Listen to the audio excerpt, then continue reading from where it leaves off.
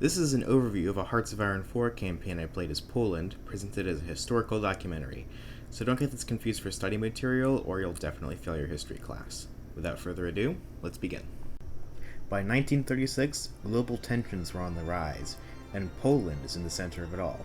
To their west, the German Third Reich is rapidly militarizing under fanatical fascist rule.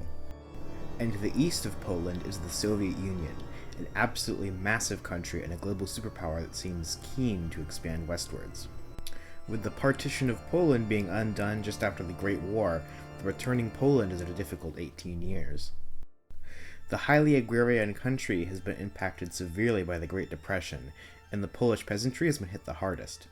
With food prices skyrocketing and increasing dissatisfaction with the current sanitationist government, Poland is a proverbial powder keg on the European stage, and that powder keg was about to blow.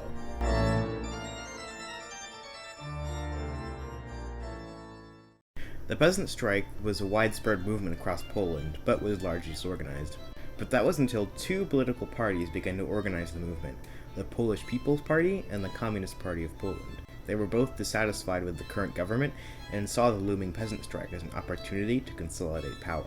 But as the Communist Party began to arm peasant militias and even recruit from the Polish armed forces, it was clear that this was no simple strike. The country was about to descend into civil war.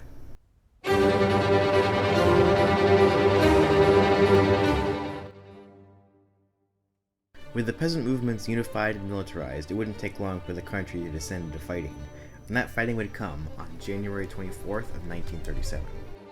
In red is sanitation-ist Poland. The old regime was known as the Sanitation due to its ambitions of healing the corruption of the government. In green is the Polish Peasant Union, which was a democracy under Stanisław Mikołajczyk. Yeah, him. A revolutionary government formed by Poland's rebellious peasants. While the Union held more territory than the Sanitation controlled the country's industrial heartland, while the East was less developed, which was kind of the whole reason the strikes happened in the first place. But with the Union's military support, they were able to overtake the Sanitation.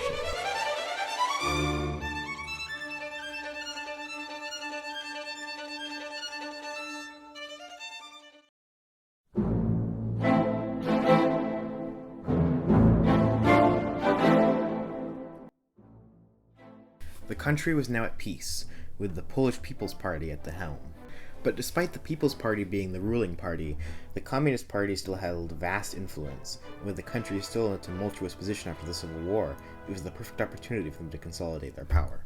Many communists were able to win seats in the new government, and eventually, the People's Party was ousted from power and the KPP took control. But the KPP was soon divided over one issue, a very large issue, the Soviet Union. Many in the KPP collaborated with Stalin himself and wanted Poland to become part of the USSR, but another faction were those who wanted to preserve Poland's independence from the Soviets. Eventually, the independence faction won out, and the Polish Peasant Union became the Polish Peasant Republic under Maria Kosciuszko on June 11th of 1938. Although Poland did not want to be absorbed into the Soviet Union, they still wanted to stay friendly with them, so on the very same day, they joined the Comintern, an alliance between many communist countries that was led by the Soviets. With the Soviets at their back, the newly formed republic was emboldened and began to look into ways to grow their power.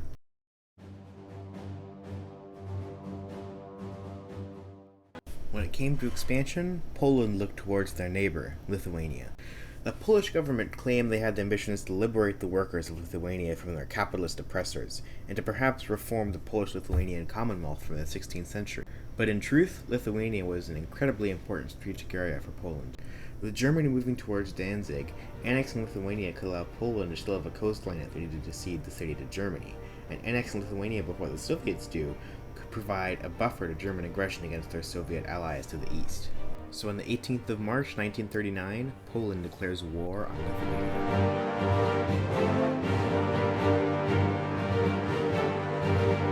In just 30 days, Poland is able to overwhelm the Balkan country and annexes everything. But just a few days later, the United Kingdom and France form a defensive pact with Estonia and Latvia in an attempt to halt Polish aggression.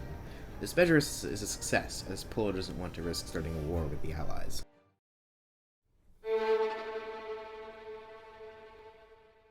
In the past few years, Germany has expanded its territories greatly.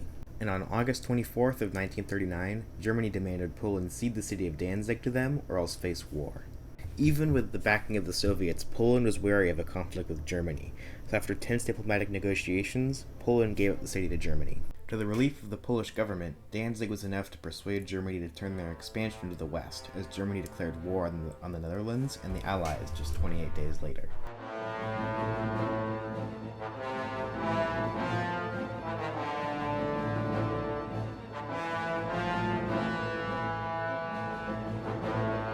As Germany overtook France, it was clear to Poland that a truce with Germany wouldn't last long. So, Poland began to heavily fortify their western border and rapidly develop their military, introducing new technology and defensive doctrines, as well as bolstering their forces with more divisions. To the south of Poland, Hungary demanded that Romania cede Transylvania to them, and after being denied by Romania, Hungary declared war on Romania. Hungary then joined the Axis, and Romania joined the Allies. As Hungary approached the Soviet border, Germany saw an opportunity. The Germans, emboldened by their swift victory in France, were itching for a chance to fight the Soviet Union. So, seeing a chance to fight the Soviets through Hungary, Germany declared war on the Soviet Union on October 30th of 1940. Although this came as a surprise to Poland, they knew they were going to come to blows with the Axis eventually. So with the Soviets at their back and a heavily fortified front line, Poland joined the Soviet Union in their fight against Germany and the Axis powers just a few days later, on November 6th of 1940.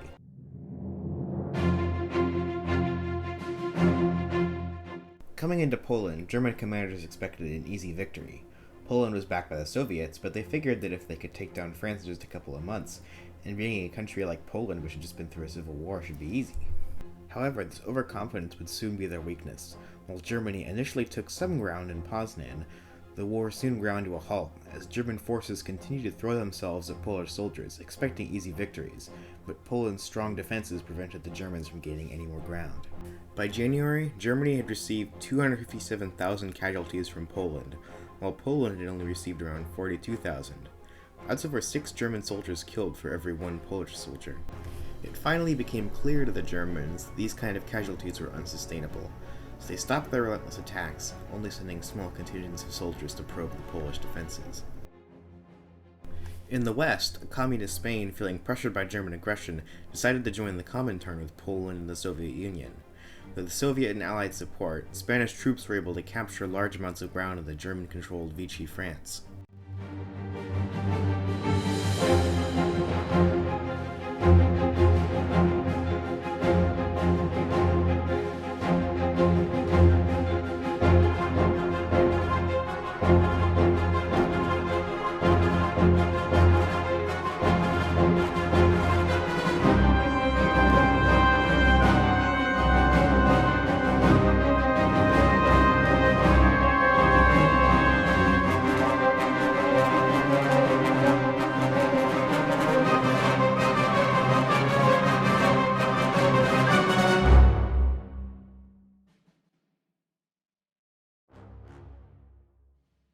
With the Spanish army advancing from the west, Germany was needed something to turn the tide of the war.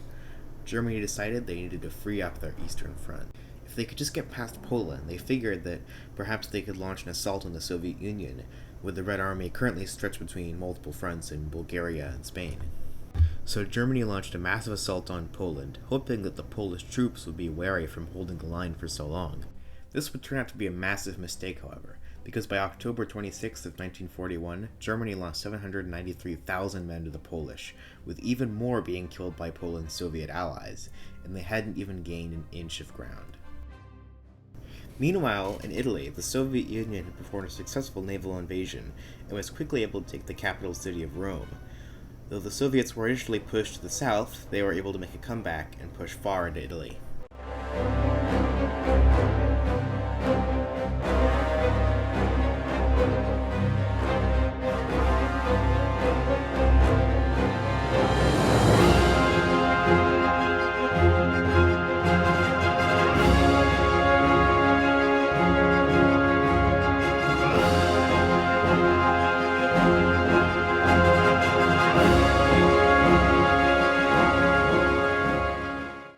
With much of Italy occupied by the Soviets, the country was in chaos, and Benito Mussolini was deposed. The new Italian government decided to join the Allies, leaving Germany all alone. Germany had lost millions of men in fruitless assaults on Poland, and now they were surrounded on all sides, and for the first time, Poland went on the offensive.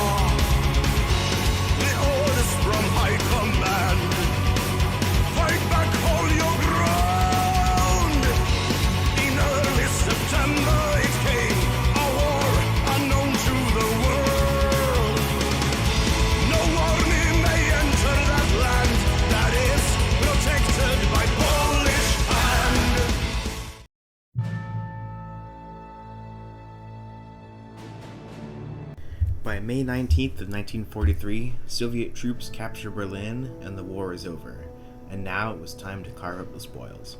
Poland annexed all of Germany's Prussia as well as many eastern German states. Poland also integrated their Lithuanian territory and proclaimed themselves the Commonwealth of Socialist Republics with a new flag.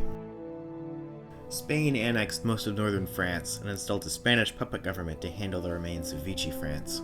Spain and the Soviet Union also established puppet governments in Belgium and Luxembourg, while the Netherlands remained free.